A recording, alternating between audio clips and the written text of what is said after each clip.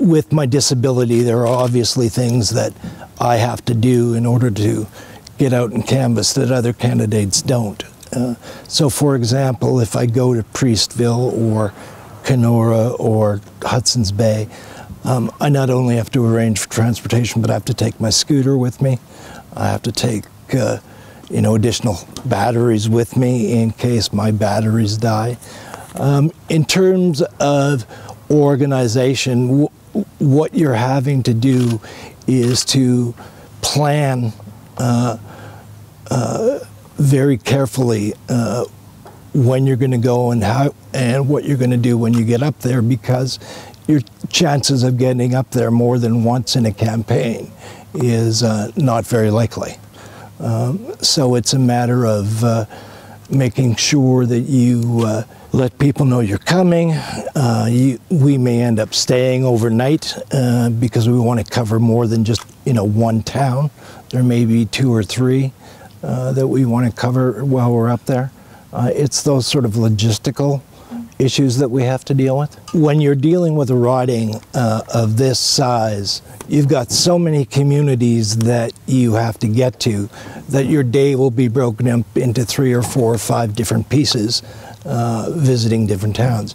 Whereas in Regina, for example, you don't have farms to try to get to.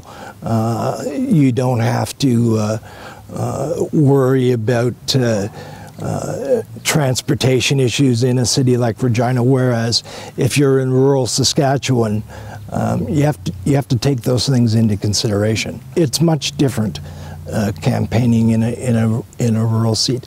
I also think it's more personal, because in a rural riding, I think that if people come out to see you, they generally have to make more of an effort to do that than they necessarily have to do in a urban ridings like in Regina. So I think the personal touch and you have to be able to establish a connection with those folks. And I think by their very effort of having, because some of them may have to drive 5 or 6 or 10 miles to come and see you, whereas in an urban setting like Regina, that's just usually not the case. People have a right to know who they're voting for, and they have a right to meet that person, and they have a right to know what I have to say. And they can only do that in person. I mean, print ads will deliver a general message, but print ads are not going to answer specific questions that people may have about a policy.